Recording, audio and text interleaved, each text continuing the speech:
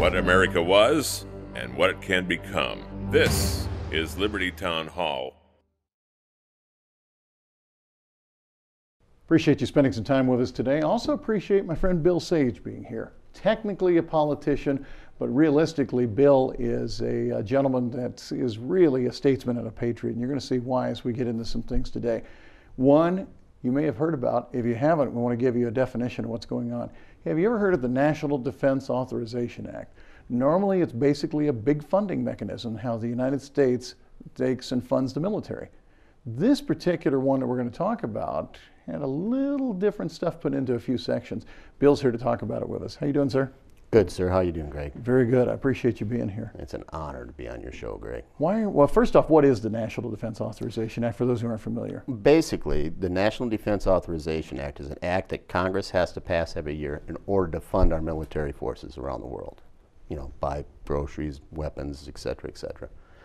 The problem with the NDAA is only two sections of the NDAA, which is really probably some of the most unconstitutional act ever written in the United States of America. This is historical, unfortunately on the wrong end, okay? What the two sections do, section 1021 and 1022 of the NDAA, is that it gives the federal agents or military, both, okay, the ability to arrest Michigan citizens and United States citizens without due process upon the sole discernment of the military official or federal agent involved. That means they can come into your house in the middle of the night and arrest you upon the own discernment of a military official or agent, which is probably the most wide open door of corruption ever known in the United States of America. Now, it's my understanding they not only technically could arrest you, but they don't have to tell anybody. Your family, friends would not even realize that how you were removed. You'd end up calling the police thinking you've had a missing person on your hands, and nobody really knows what's happened. No due process. Is that all true? No due process. They can hold you in a detainment center around the world, not in the United States. They can hold you in Guantanamo. They can hold you in Spain, wherever they wish. Wow. And nobody even knows you're gone as far as what really happened. And nobody will even know you're gone. And when they say... So if you wake up someday and one of your family members are missing, maybe you better look toward the federal government.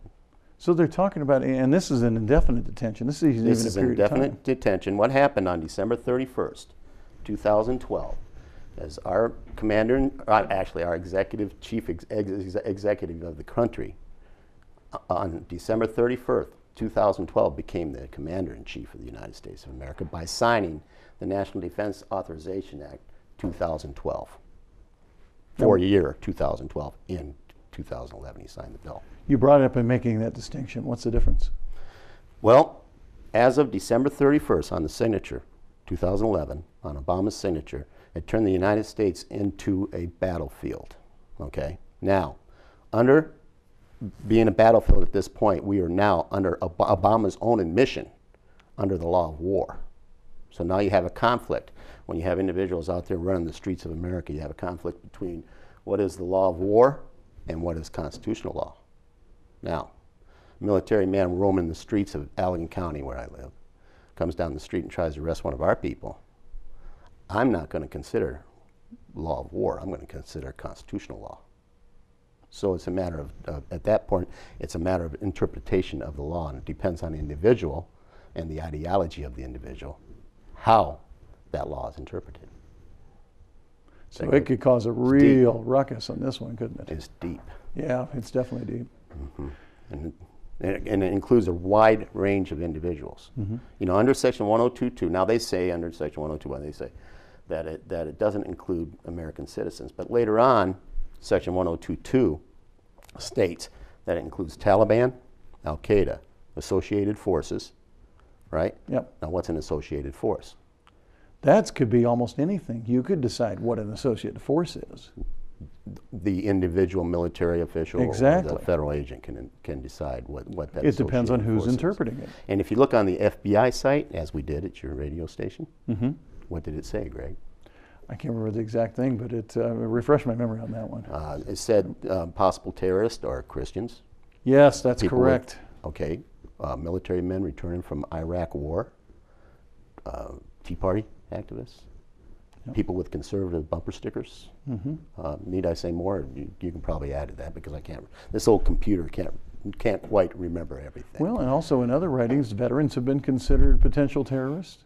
I mean, and talk about disrespect. Disrespect. These people have sat here and potentially gave their lives for us and put their lives on the line, and we're going to refer to them as potential terrorists? That's outrageous. I call it precedent. In 2009, I believe it was, and I can't remember the name of that list. Maybe you do. Janet Napolitano came out with a list of possible future terrorists, which included basically anybody who's on what I call a conservative ideology in this country, basically. Some scary stuff right there, my friend. Scary stuff, my friend. And then if it changes, here's the big question. If we see an administration change, do we see changes in that? Do we see them continue with that and go a different direction, or do we see it removed and taken out of play, which is what we need in this case?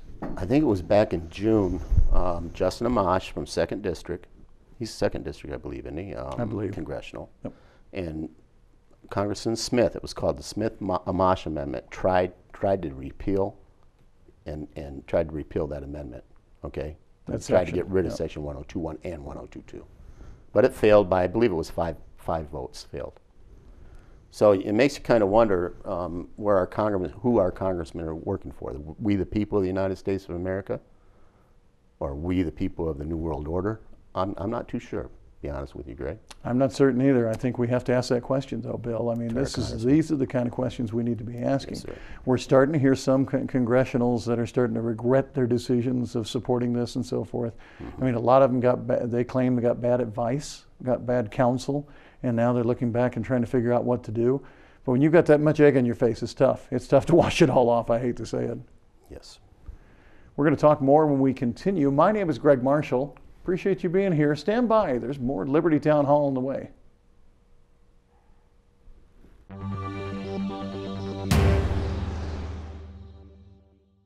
Rose City Drug, your one-stop pharmacy, home health care, medical supplies, photo processing, and gift headquarters. The pharmacy department fills your prescriptions utilizing a state-of-the-art robotic system, lowering the time you wait with much higher accuracy, and your medication is never touched by human hands. The home health care and medical supplies department has a complete line of diabetic supplies and aids, including a full line of diabetic shoes. Rose City Drug, family-owned and operated for over 20 years, just south of the Rose City city limits, 2640 North M33. United States senators create laws that affect all Americans. In Michigan, the old parties are running Senate candidates who will sink you into endless debt, embark on costly foreign crusades, and violate your freedom. These policies have created the current economic depression. I'm Scotty Bowman, and I pledge to end deficit spending, restore the Constitution, and put your freedom first. Help me fight for you by making a contribution at scottybowman.org. I'm Scotty Bowman, candidate for United States Senate, and I have approved this advertisement.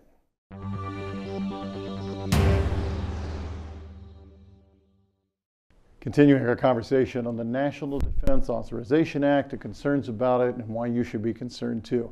I'm chatting with Bill Sage. Bill is here right now. He's a good friend of mine, a real statesman and a patriot, and we're really grateful for his service to our country.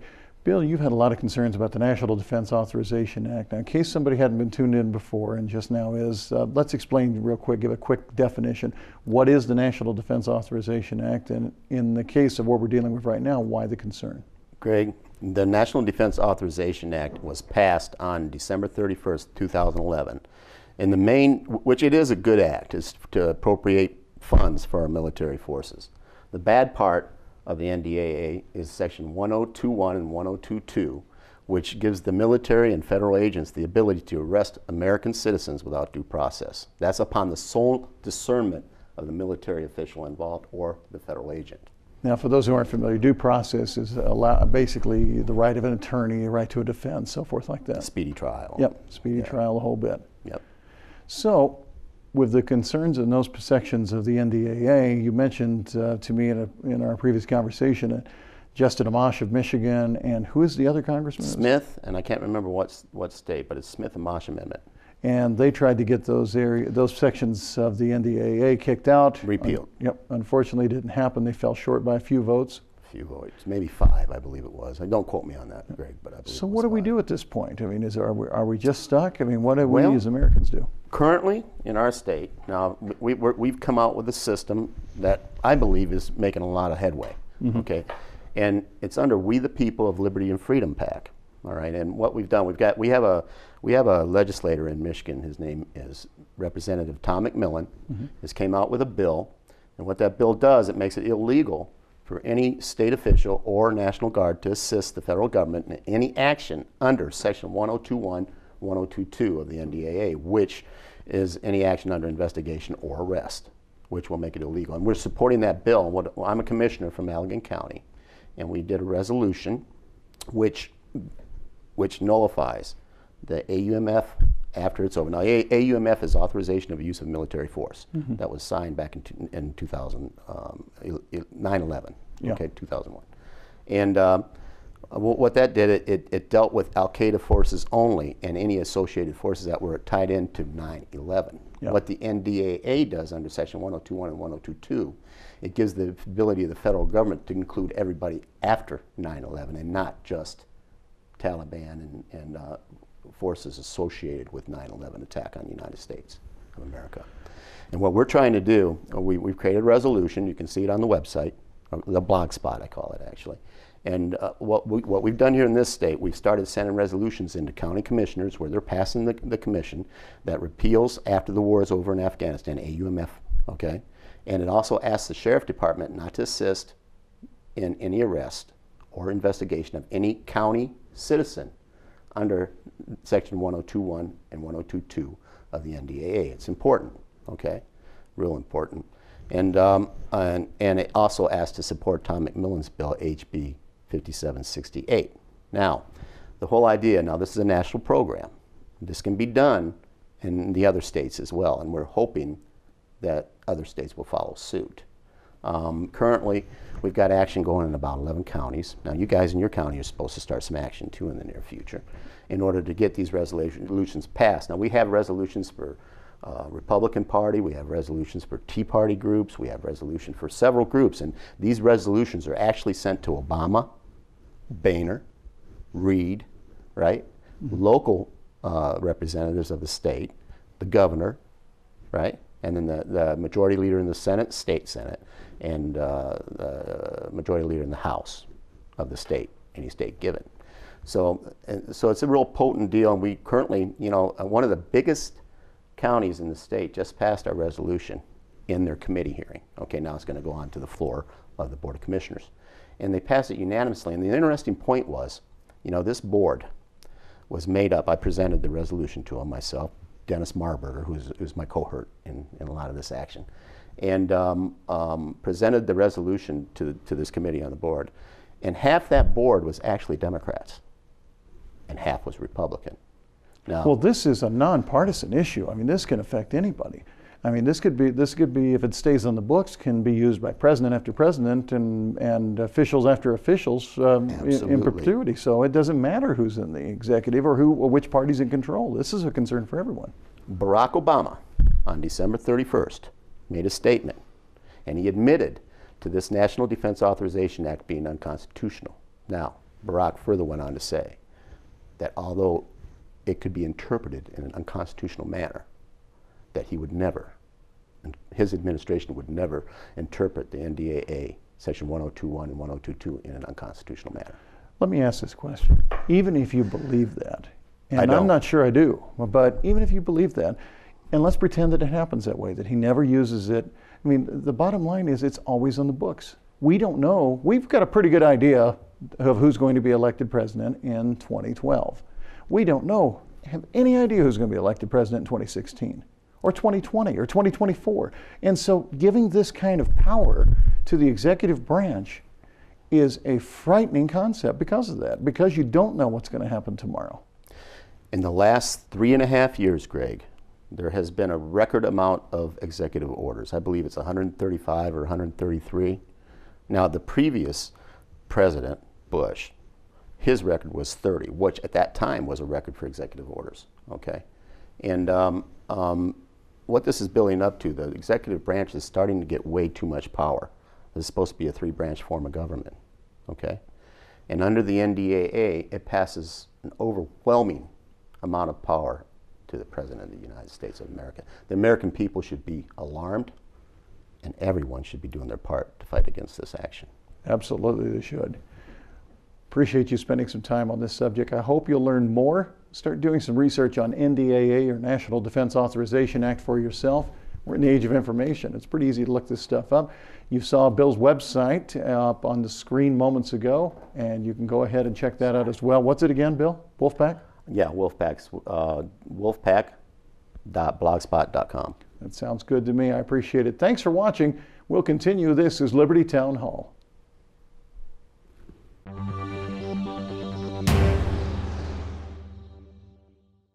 Stop switching back and forth between drill bits and driver heads. Bo Ryle's here for the halftime drill driver, the innovative new way to drill, flip, and drive in only 5 seconds. You'll never have to change a bit in the middle of a job again. And you can go from drilling to driving, Phillips to flat, any combination for any task. The breakthrough, our patent-pending swivel head that flips and locks, giving you precision performance from drilling to driving in seconds. You get the halftime drill driver for only $19.95. I'll even include 4 Phillips heads, 4 flat, and 4 drill bits, no charge. Call now and receive this durable carry case free. Call or click right this minute and get a second complete set free. Just pay separate processing and handling. You get it all for the low, low price of just $19.95. To order halftime drill driver for $19.95 plus processing and handling, call 1-800-374-7875 or log on to gethalftime.com.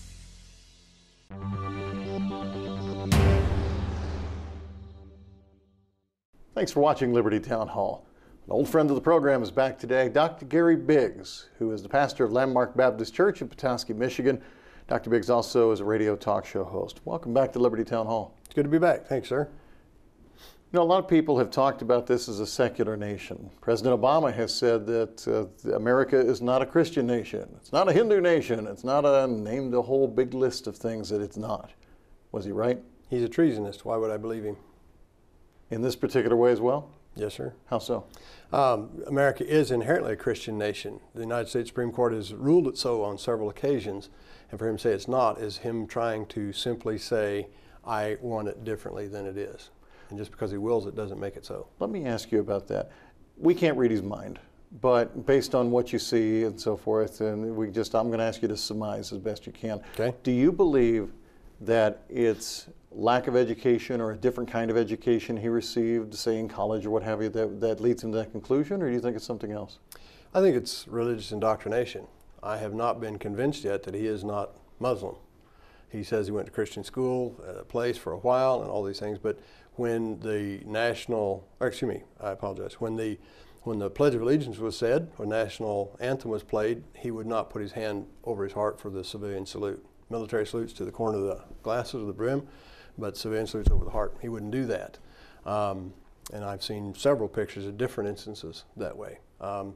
There are things that he has said and done that, you know, and you have the birther issue. So if I say anything about this, oh, you're a birther, it really is kind of moot. He's been here 4 years. But why the issue about proof? Or why, you know, ask me, where's my birth certificate? It's in my safe at home. I'll show it to you anytime you want to. There's several different things that have been said and done. The undermining of our stand as far as world power. When another nation comes, dimitude is when we put ourselves underneath. And when he bows first to another nation, we're saying we're acknowledging you as a greater nation.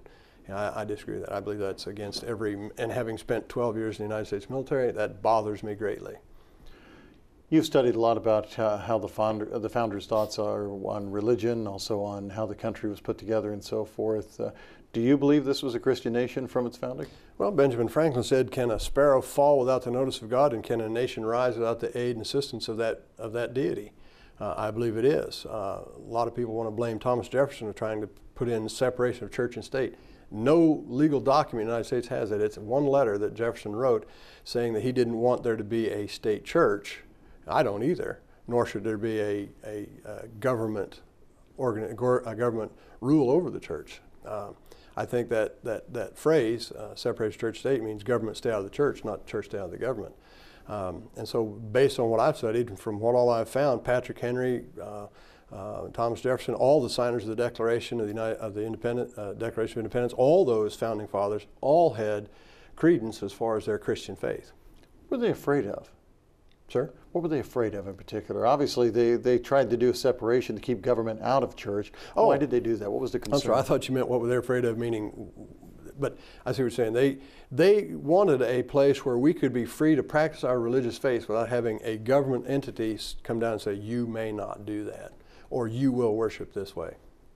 So basically, they didn't want another King George issue. Exactly. Where he picks the church and so forth, so on. Exactly. And becomes the head. And the sad part about it is, in the beginning of the United States, several colonies had, for lack of a better term, they had state churches. They had mandated churches. They had to be a part of it at that time for a while. And if you went to church, you went there. If you didn't have license by that city for that church, you couldn't preach. Roger Moore was one of the first Baptist pastors in America. He was actually publicly tied and lashed because he had the audacity to preach without the regular license. So the states, not the federal, would license these churches and operate them? At the beginning, yes, and we've moved away from that, praise the Lord, to once they codified as United States, then the precedent was that we had no state church. So that's the Founding Fathers, that's how we became. Now, one thing on that to throw into regard is that every single one of the states that did have a state-run church, that almost takes out the idea that this wasn't a Christian nation in the first place. There was no, there's no Hindu religion that was in any of the colonies. There's no, Right. they were all some form of Judeo-Christian. They're all Judeo-Christian. Those churches started were all Judeo-Christian, right, wrong, or indifferent. They were, and so when they began to realize, hey, wait a minute, we're doing what was done to us for what they believe to be the right side, and so they said, okay, we need to make it where man has freedom to worship as he chooses.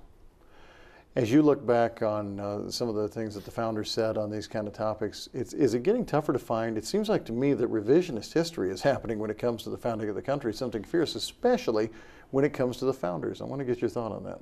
Well, you're finding that revisionist historians are beginning to do things like, well, they want to say, they want to, and I don't even want to give credence to what they say, but they want to malign our founding fathers as having severe moral depravities and things like that, because then they say, see, they did that, so we're exonerated from anything they did. But the truth of the matter is, the founding fathers of our nation came about, our nation came about from the founding fathers wanting to have a place where we could worship God freely without restrictions on what it was. And this is an interesting side note. I am Baptist, but many Baptists had participational contributions to the Constitution when it was written. This is Liberty Town Hall.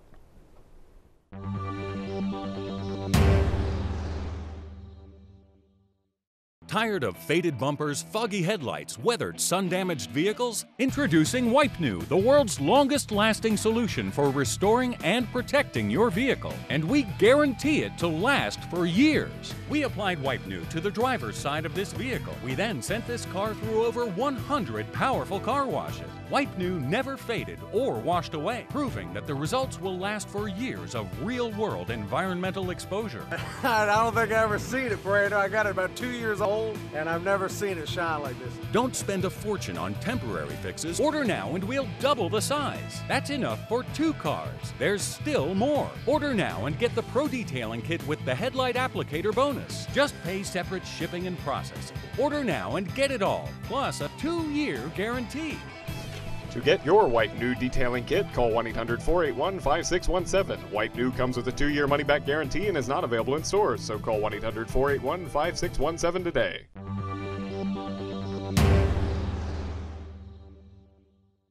Thanks for spending some time with us today. We are grateful for you watching. Join us next time on Liberty Town Hall.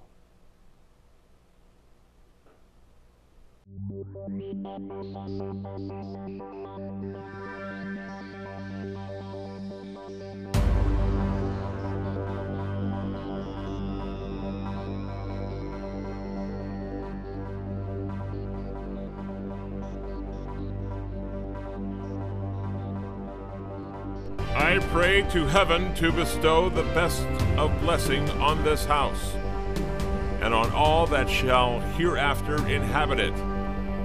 May none but honest and wise men ever rule under this roof. Letter to Abigail Adams from John Adams, November 2nd, 1800.